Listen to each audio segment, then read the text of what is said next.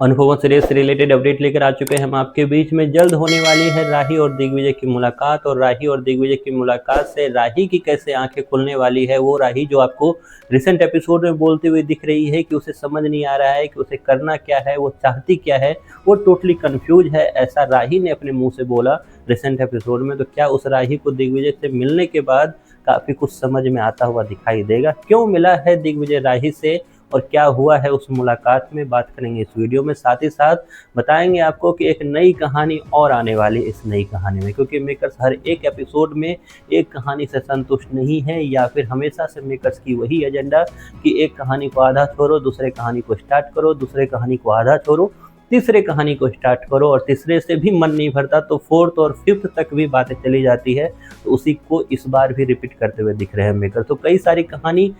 अचानक से आ चुकी है इस नई कहानी अनुपमा में, इस पर भी बात करेंगे इस वीडियो में। हमने देखा रिसेंट एपिसोड में कि दिग्विजय को मेन रोल लगभग मेकर्स ने दे रखा है, और दिग्विजय उसी मेन रोल के तहत जब कोठारी परिवार में पहुंचता है और अपनी जो बातें हैं वो रखता हुआ नजर आता है गौतम वसुंधरा के सामने, तो वसुंधरा डर के मारे अपना मुंह जो है खोलती हुई नजर आती है, और सारी सच्चाई जो है वो दिग्विजय के सामने उगलती हुई नजर आती है। जहां दिग्विजय ये सब सुन के काफ़ी ज़्यादा चौंक जाता है, तो वहीं पे दिग्विजय ये भी बोलता हुआ नजर आता है कि अब अनुपमा के साथ में वो खड़ा है। इतनी तक बात सही थी, लेकिन अगले ही एपिसोड में आपको दिखाई देगा कि इन सब में टिंकू का एक तरह से फिर से आगमन होता है, टिंकू को फिर से एंट्री मिलती है, और टिंकू वही चीज़ें करता है जो राही ने इससे पहले लीला के बर्थडे पे गया था। जैसे राही को वहाँ पे थप्पड़ पड़ा था अनुपमा से, वैसे ही यहाँ पर थप्पड़ पड़ेगा टिंकू को दिग्विजय से, और उसके बाद ये कहानी जो है बिगड़ते हुए नजर आएगी। जहाँ इस चीज़ों को लेकर राही पहुँचेगी अनुपमा के पास, वो राही जो इससे पहले खुद थप्पड़ मारा है उसने राही को, और वो राही और वो टिंकू या वो श्रुति जो हर चीज़ बर्बाद कर रही है अनुपमा का, लेकिन वो दिग्विजय जो हमेशा अनुपमा के साथ खड़ा रहा है, उसी अनुपमा जो है वो दिग्विजय पे ही सवाल खड़ी करती नजर आएगी, जो आपको प्रोमो में भी दिखा है। इतना आपने प्रोमो में देख लिया, अब इसके बाद क्या होगा।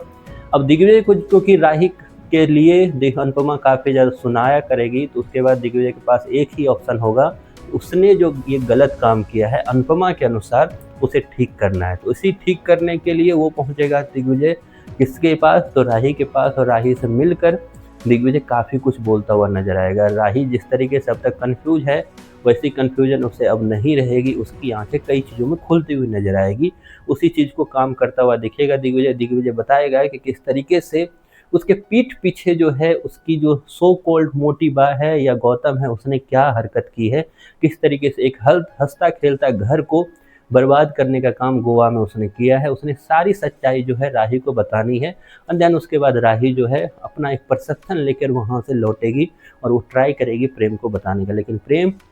जो पहले बेवकूफ़ था अभी भी बेवकूफ़ रहेगा, और इस कहानी के आखिरी तक वो बेवकूफ़ी करता हुआ नज़र आएगा, और प्रेम इस चक्कर में काफ़ी कुछ अपना नुकसान करता हुआ नज़र आएगा। और सबसे बड़ा नुकसान उसका एक फादर के रूप में होगा, क्योंकि जल्द ही